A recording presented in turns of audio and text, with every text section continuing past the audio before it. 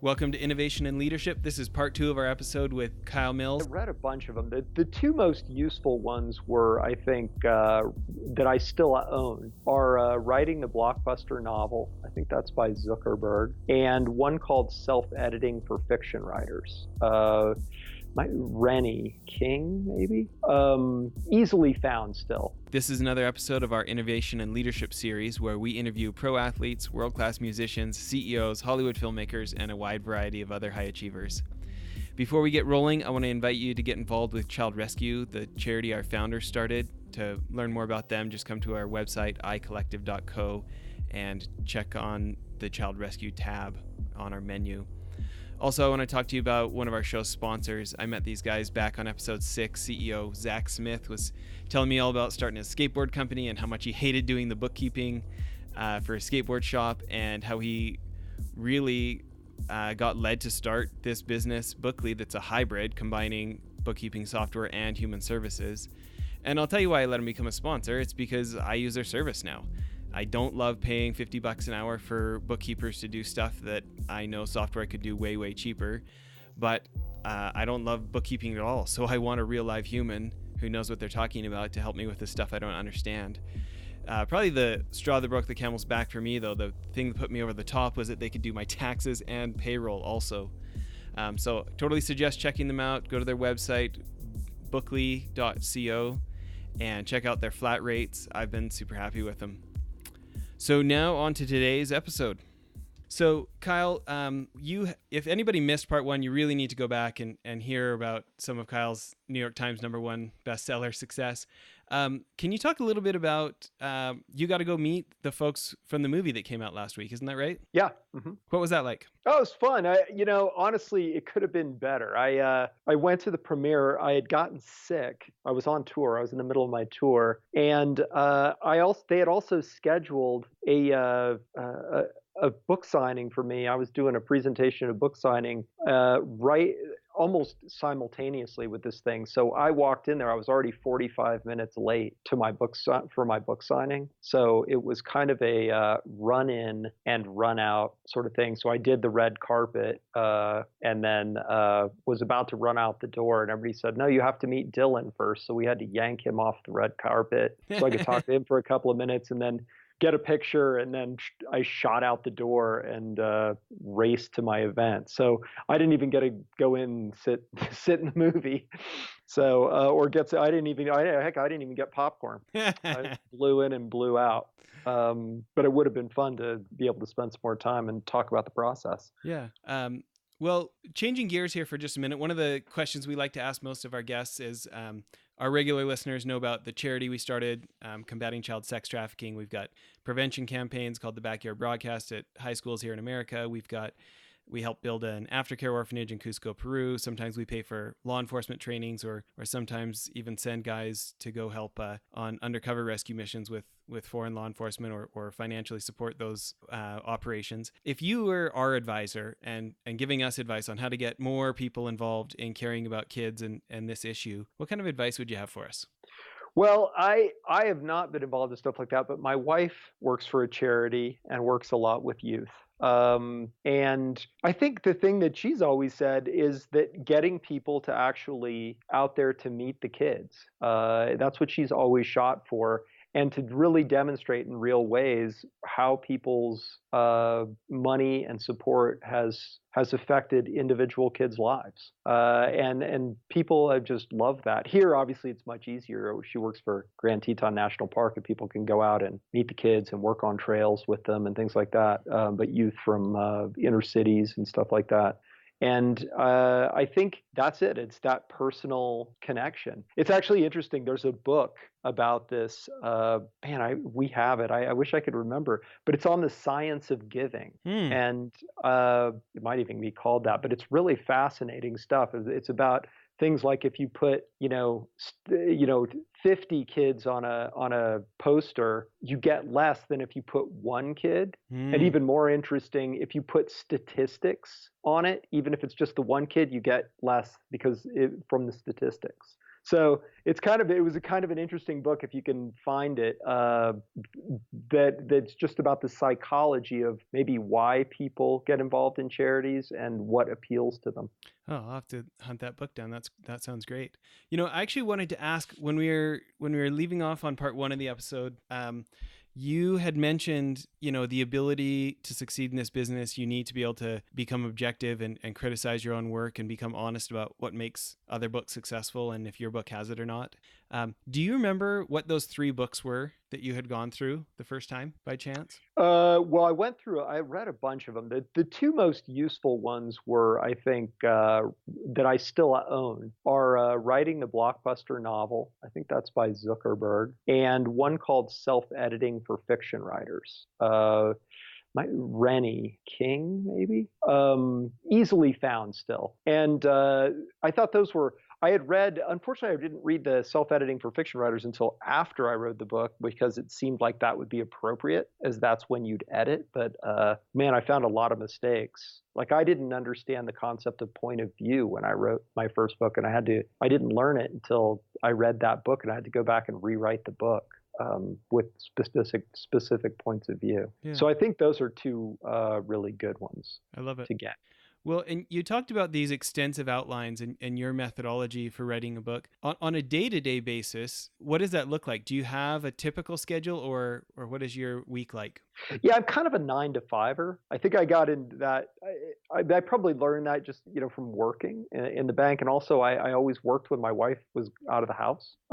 It's funny. I kind of live my life and sort of have created my life around flexibility and freedom. I've lived all over the world. I work wherever I am, but for some reason I've never been able to do that time wise. So I can't tend to get up in the morning and work, and get my work done before I go do anything else. I wish I was the type of person that could, just work whenever, because, sometimes living in Wyoming, the snow flies, you got great powder or something, you just rather ski and then work at night or something. But it's never really been functional for me. Yeah.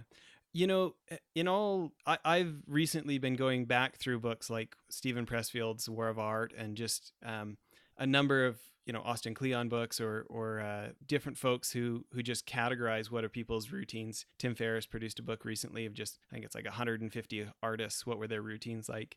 And it does seem like there's a pattern that more than not, folks, the really prolific, the people who actually produce, do it your way of having a routine and sticking to it. Do you have like a micro routine? Like, does it usually start out the same way? Are you just plop down in front of the computer and pick up where you left off yesterday, or what's that routine like? Yeah, pretty much. I mean, with the outlining process, it's a little looser as far as the amount of time I work. That's pure creativity. I mean, that's creating a book and creating a story, creating characters. So I do that as long as I can. Is that like 3 hours, 6 hours? What's kind of a daily limit? Outlining probably 3 would be about maximum. Yeah. Before my brain is just done, and then I used to try to work a full day when I first started because that's what I was used to. But what you ended up with was 5 hours of wasting your time. Because you drained the creativity for the day, huh? Exactly. And then other days, it's if you have a really amazing day. I've had days where I've worked 15 minutes, where I've just like sat down. I'm like, oh my God, that's like 25 hours. I just fixed a major problem and I came up with a character that I love and all this, and I'm just going to take the rest of the day off. Yeah. But with the writing, I write a chapter a day. So, and then I edit a chapter a day. So that has to get done. So, I mean, if I have to work till midnight, then I work till midnight. That's the schedule. So, sorry, you write the chapter one day and you edit it the next day? No. Right. So the way I do it is, again, kind of weird, but it works for my schedule and how fast I am. Is so if once I've got the outline, the other thing is with the outline, one of the things I like about having an outline that long, and again, I wouldn't necessarily recommend this, but it works for me, is I don't necessarily write the book in order. I just pick a chapter that kind of inspires me because I have such a strong framework of what that chapter is going to be. So I might say, oh, I'm really interested, I've just finished chapter 10, but I'm really interested in doing chapter 40 today, and I'll just write chapter 40. And then once I've gotten like 10 chapters written, I go back to the whatever the first one I wrote was and start editing those. So maybe I'll write chapter 11 and edit chapter 1, right? Then I'll write chapter 12 and edit chapter 2. All in one day. And that my preference would not to be to do it that way. But I mean, in order for me to get the book done, that's the way it goes. Now that, again, if you have an editor that's interested, and I don't, fortunately, but I did the first Mitch Rapp book I did, the people that Vince worked with were, I think for very good reason, interested in what I was doing. Because my typical thing is I hole up. I don't really ever talk to anybody, and one day I deliver a book. And so I had to kind of change that because they wouldn't want like 10 chapters that were spread out all over the book in no particular order. So I actually had to write the first 10 chapters in order and then edit them. That does not work for me at all. So I'm interested in this. So let's say you're in outlining mode. You've really, really been pushing your 3 hours. You feel like you've accomplished what you're going to accomplish for the day. What will you do with the rest of a day? Probably depends on the season. Probably either go mountain biking or go skiing, or do house chores. On, hopefully for one of the first two. And skiing wise, it sounds like you guys are really into tree skiing. Is that right? More backcountry? Yeah, I don't really ever. Well, I live right near what people call the village, what people call Jackson Hole. But I don't ever really ski there. I ski in the backcountry, so skin up, ski down, kind of thing. Yeah. I feel like some of the best powder I've ever had in my life is hiking Jackson Pass or over by Grand Teton, over at Grand Targhee, just that kind of champagne powder. No wonder that's what you do. And there's just a million miles of it.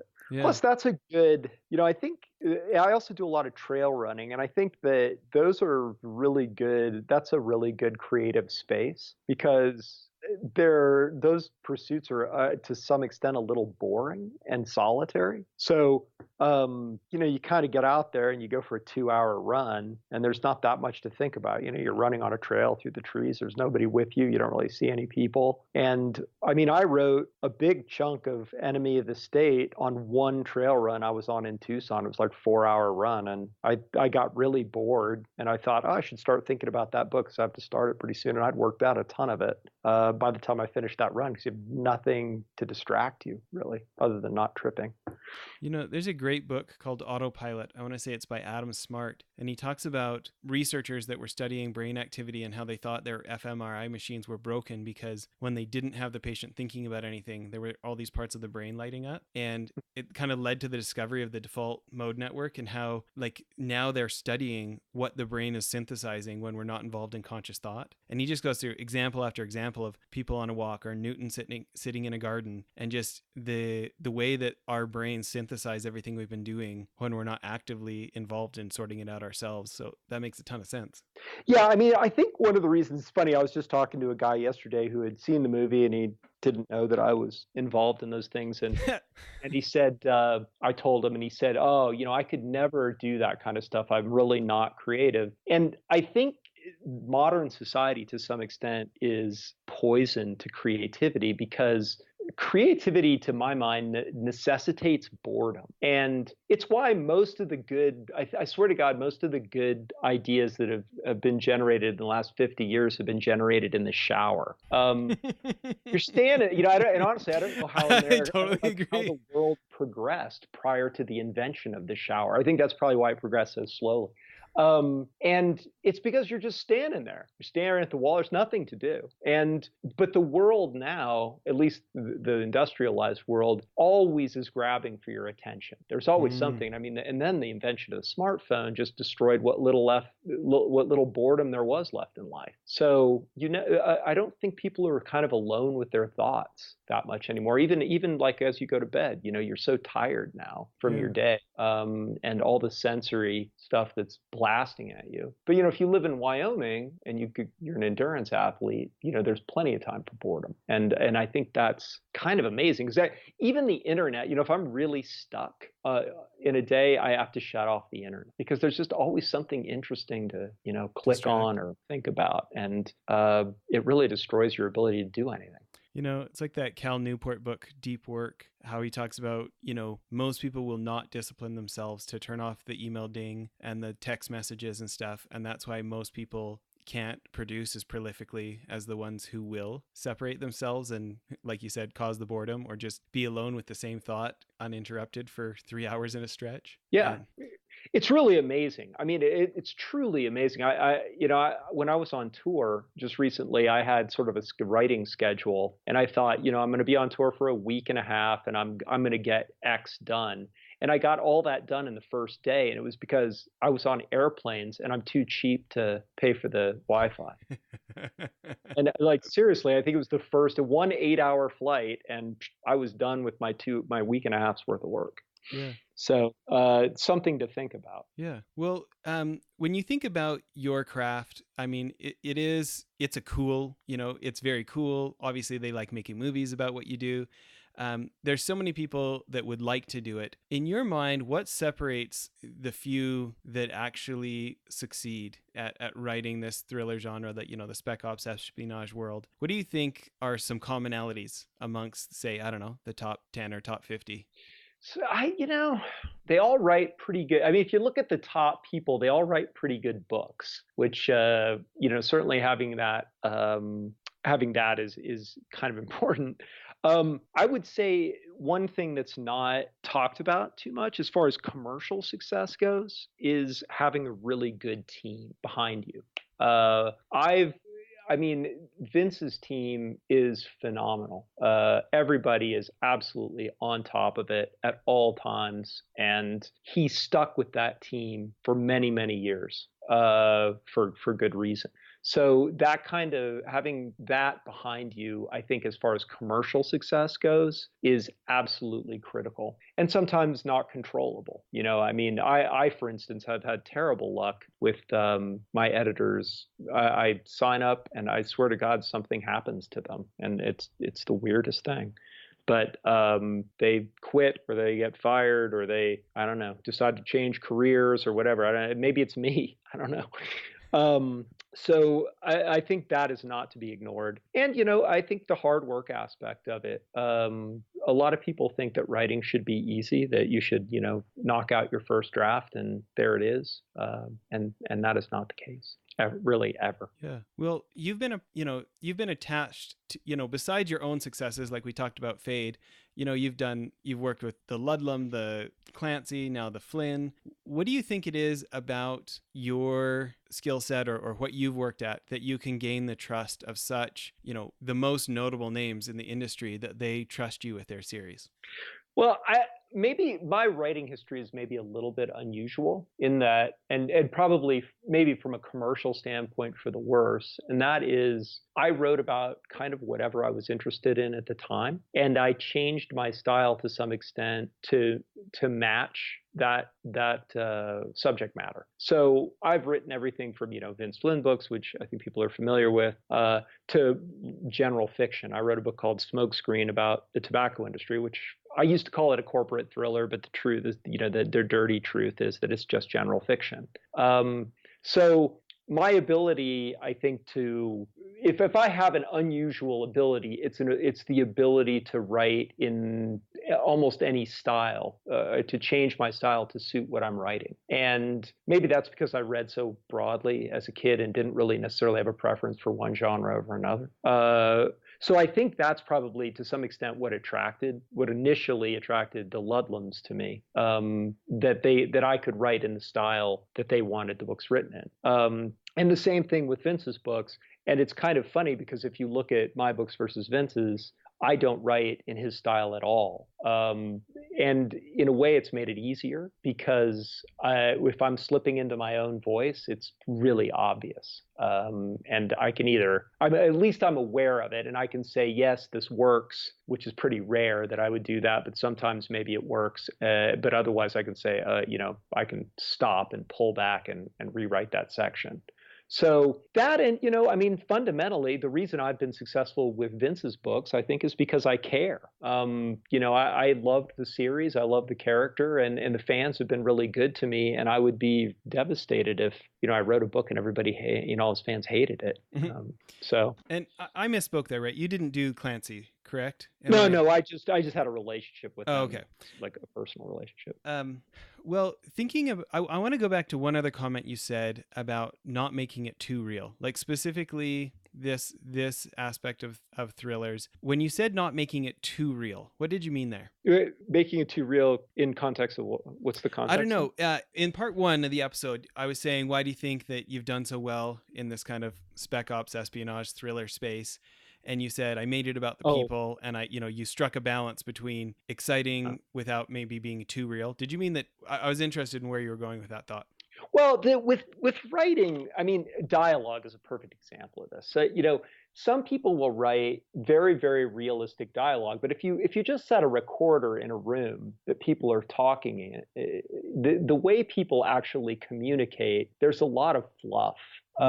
Another example, it's funny because somebody had just criticized me about this, is in my books, if you're in one place, in the next chapter, you're just in the next place. I don't have you driving there for 5 pages. But some authors they hate that. They want that unbroken timeline. I always think of Caleb Carr's first book, was it The Alienist? Where it was a great book, but it was really funny because it was a historical novel, so they only had horses, so it took them forever to get from one place to another, and he didn't seem to have a lot going on while they were doing it. They were kind of chit-chatting. The horse was clomping along. They had to make it all the way across New York. And I thought, why doesn't he just have them be there? So those are the choices you make. I mean, you can't write anything completely realistically, similar, like I was saying with the military stuff, you can't have, think about World War II. If you tried to write a novel about World War II, there were, 500 different battlefronts and 1,000 different commanders and stuff like that. And you can't, everybody speaking in separate languages. And it makes for an impossible story to tell. A story has to be grounded in a few characters, and you have to care about what their experience and their journey. Well, and I want to talk about this. There's some other series that I really enjoy, but I really only care about one character in that series. Where what you've written, let's talk about the newest book here, Enemy of the State. Like, whether it's Donatella, across the characters, like I really want to know what Kennedy and Scott are doing back home. Like, do you know what I mean? Like, I don't only care about Mitch. How do you accomplish that? I think that is, again, it being critical. I don't treat those characters when I'm writing them any differently than I do Mitch. So I try to inhabit those characters and understand what they're feeling, what they're doing. I know what their history is going all the way back to grade school. It's in my mind anyway. So they're just as real to me as Mitch is. And I think I realized that when I wrote this book, Smokescreen, because I wrote that book in the first person. It's the only book I've ever written in the first person. And I realized after I'd finished it that all the characters except for that first person character were terrible. And it's because every character had to be seen through that guy's eyes. So you were always really writing about him. And so I had to go back and rewrite the book in such a way that he was always viewing other people in kind of a deeper way, so that or that those characters' actions and their dialogue was always very telling as to who they were, and not just sort of moving the plot forward. They weren't pieces to be pushed around in service of the main character. So to me, that's critical. And, in a lot of Vince's books, he created these great characters, but some of them you just always wanted to know more about, like Scott, Yeah. I mean, Stan Hurley was very well-drawn character, but Scott in particular, I was always fascinated with because we didn't know that much about him. And how did I picture him? And, how would I create more history with him, talk about his family and things like that. Well, I know we're about out of time here, so maybe this will be a closing question. I feel like, I've read quite a number of screenwriting books also. And one of the lessons I feel like I learned from them is that your good guy gets better if your bad guy is worse, kind of idea. Yeah. And I feel like, whether it's Krupin, whether it's, I think it's okay to say there's a Saudi intelligence chief in the new book, probably, right? Like, right. Or like even the president in the new book, right? Like, you get me genuinely annoyed with them, like seriously annoyed with them, maybe more so than the one-dimensional Saturday morning cartoon villain who's going to blow up the world in some other series. Any advice about writing bad guys? For me, I've always liked bad guys best. And in my books, much more so than the ones I've written for Vince, I mean, they play a huge role in the books. I mean, they're half the ink.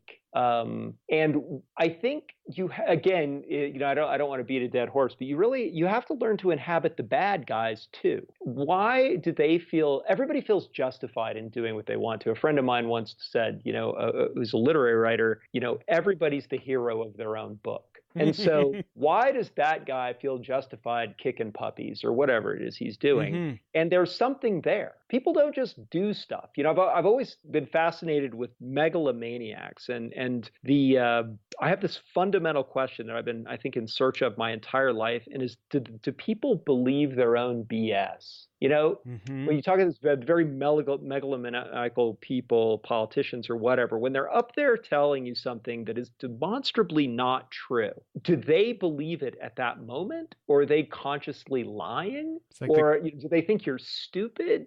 And I'm always curious about that. Now, I always want to see. I'm always fascinated when people are when their beliefs are put to the test. When they say one thing, but don't act on it. They act differently. Yeah. So recently somebody said that the Hurricane Irma was a hoax, but then they moved out of their house in Florida. And so there I have my answer. At least in that instance, no, that person does not believe their own BS. Yeah, rationalization is huge, huh? Well, it's almost humanity has an almost unlimited capacity to rationalize their own beliefs. And now with the internet, to pursue those beliefs in such a way that they're never challenged. The recruiting of other rationalizers. Yeah, exactly. And you can find all the same rationalizers, they're all out there. Whereas maybe you never could have really run into a person who thinks the moon landing was a hoax. Now you can find thousands of them out there to reinforce your beliefs.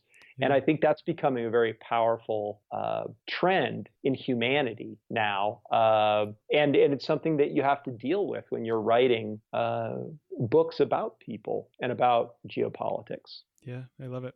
Well, we appreciate how much time you spent with us. Maybe in closing, what advice would you give, or what's the best piece of advice you ever got, or what's something that you would want to close with? Open reins, whatever comes to mind. Find what you're good at and what makes you happy without, set aside everything that you've been told or maybe you've experienced up to then, and figure out what it is that you want to do. And if you feel like you can do it and you have an ability for it, work hard at it. And I think that's the recipe for happiness. But keeping in mind, though, that you might be surprised what you want to do, because let me tell you, if you'd have told me 25 years ago that I would make my living as a novelist, I would have laughed. Yeah, love it. Great advice. Thanks again for spending so much time with us. My pleasure. That was part 2 of our interview. If you missed part 1, please go back an episode and download the episode before this one for the first half of the interview. As always, please check icollective.co for show notes of things referenced during the interview and to learn more about our guest. And if you're interested, we'd love to have you learn more about the charity Child Rescue. Go to the menu page on iCollective and click on Child Rescue. Thanks so much.